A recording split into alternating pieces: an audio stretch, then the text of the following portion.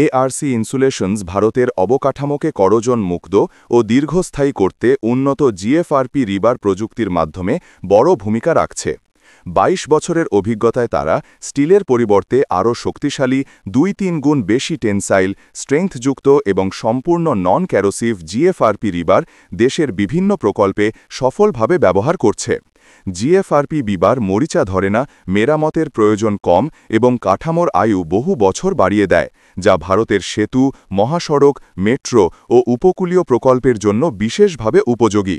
কম রক্ষণাবেক্ষণ ও কম কার্বন ফুটপ্রিন্টের কারণে এটি ভারতের গো গ্রিন উদ্যোগের সঙ্গেও সামঞ্জস্যপূর্ণ। এআরসি ইনসুলেশনস আইএসও ৯০০১-২০১৫, বিআইএস আইএস ১৮২৫৬-২০২৩ এবং এএসটিএম/এসিআই মান অনুযায়ী টেস্ট ও সার্টিফিকেশন সম্পন্ন করে, যা তাদের জিএফআরপি রিবারকে আরও বিশ্বাসযোগ্য করে তোলে। সারা দেশে ঠিকাদার ও প্রকৌশলীরা বারবার এআরসি এর পণ্য বেছে নিচ্ছেন নির্ভরযোগ্য পারফরম্যান্সের কারণে। তো এখন ওরা মার্কেট লিডার, আর আমাদের মেইন প্রোডাক্ট হচ্ছে জিএফআরপি রিভার্স। তো এটা ওরা সেরকম রড না, এটা একটুখানি অন্যরকম রড। এটা basically glass fibre reinforced polymer. তো এই রিভার্সের সবথেকে বেস্ট বেনিফিট হচ্ছে রাস্ট প্রুফ। এটা রাস্ট পড়ে না, লাইট ওয়েট, চিপার, প্লাস আরো অনেক বেনিফিটস আছে। তো আমি মনীশ স্যারকে এখন রিকোয়েস্ট করব এই কোম্পানি নিয়ে আরো ভালো করে মিশন ভিশন সবকিছু বলার জন্য। কানাডাতে world over it is been used from past 40 years. So ইন্ডিয়াতে কি হয়েছিল কি ইন্ডিয়াতে আপনাদের এই যে স্টিল লবি ছিল এটাকে আসতে দিচ্ছ না, যে কি গভর্নমেন্টের কোডটা আটকানো হচ্ছিল। আর basically when the codes are not coming, the engineers are not well averse to this material.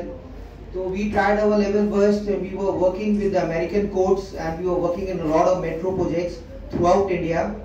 তো তারপরে হঠাৎ স্টিলের দামটা বেড়েছে, তখন মিস্টার নিতিন গাডকারি উনি আমাকে অ্যাপ্রোচ করলেন, দেখি we were the major players, আর আমরা 15 বছর থেকে এটা কাজ করছিলাম, so they had confidence.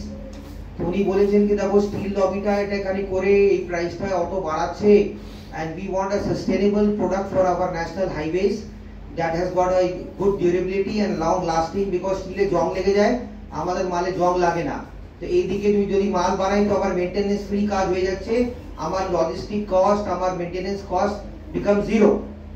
তো ওনার সঙ্গে আমরা বসে সব কথা বললাম, তখন উনি প্রোঅ্যাক্টিভ স্ট্যান্ড নিলেন। তারপরে ইন্ডিয়ান ন্যাশনাল কংগ্রেসের আইআরসি কোডটা বেরোলো, অ্যান্ড তারপরে আমাদের বিআইএস কোডটাও এসে গেছে আমার ফ্যাক্টরির উপরে, দেখি we were the core manufacturer, we had the all in-house testing facilities.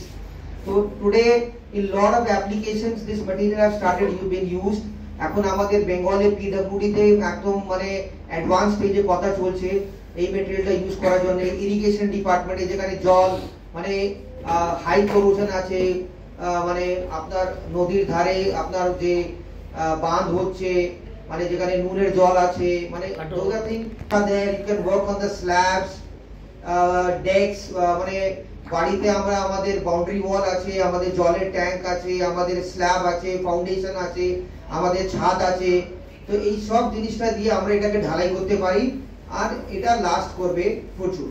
So a lot of government codes have come now regarding this, and we expect a very good market on this, because markets are there. The government code has taken a time to come into this. Now the government code has come, so this we are expecting that the market is going to pick up like anything in this product.